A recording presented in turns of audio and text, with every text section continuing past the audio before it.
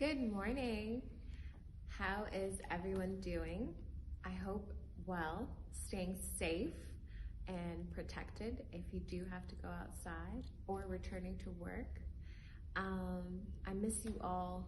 I wish that this was over so that I could hug you, Today is Sunday, June 28th, and I would like to talk about the gospel. The gospel for today resonates with me in this particular moment in my life because it speaks about a characteristic I have yet to master. That characteristic would be vulnerability. To my surprise, when I spoke to many of my family and friends about it, they were hesitant in their responses, yet they undeniably agreed with me. For most of them, they believed that they should be doing more to express how they felt in certain situations, whether they were in intimate or platonic relationships. But that didn't seem to describe me. I knew that I was already quite an open and honest person. I had stopped bottling up my emotions shortly after I was diagnosed with Crohn's, since I found that hiding how I felt made me feel even more sick somehow. I was yearning for something greater than being vulnerable. I had to have been. I couldn't see beyond the reflection that was at the edge of my nose yet. I was consumed with the idea that what I was searching for was far more complex. I thought I had already known about vulnerability. I was determined to prove that I was right. Oh, but how wrong I was.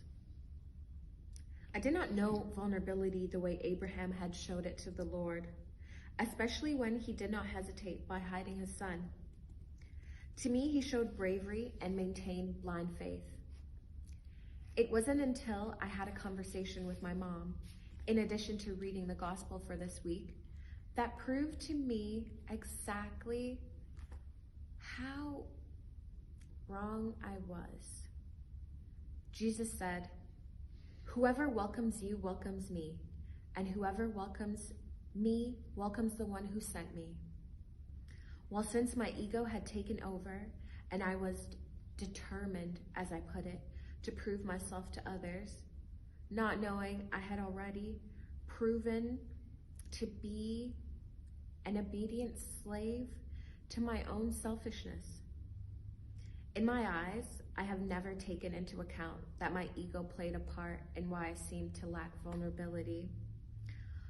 Although I had the ability to share my story with people, I had a very hard time trusting and allowing them in. Yet, when I read the gospel for today, I realized I wasn't as welcoming to others as I thought I had been. I currently lack the capability to be vulnerable. When I looked at Abraham and saw how he succeeded during God's test, I don't think I would have been able to do that.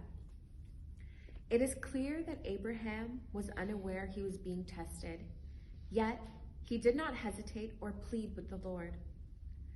He took his only son Isaac and was prepared to give him willingly as a burnt offering, with his faith leading him blindly. Then it hit me. I was supposed to let people in my heart with blind faith leading me. It had never occurred to me that this was what I was in search for, but it was. The minute that I made the correlation, I was at ease with my mind and my soul.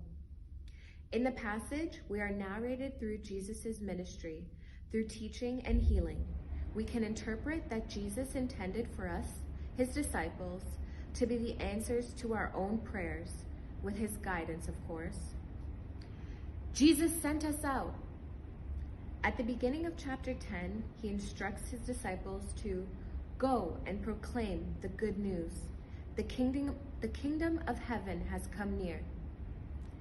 It is also good to make note that Jesus also says, "And whoever gives even a cup of cold water to one of these little ones in the name of a disciple, truly I tell you, none of these will lose their reward.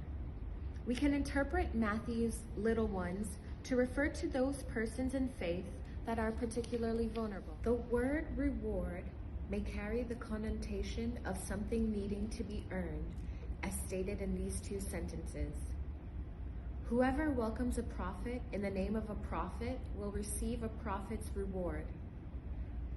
And truly I tell you, none of these will lose their reward.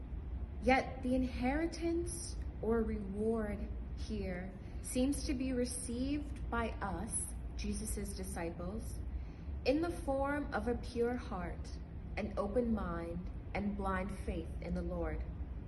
In order for us to truly receive these rewards, we must shift our egos away from the need to be obedient slaves to our own selfishness and focus more on being obedient slaves to discipline, which will lead us into righteousness.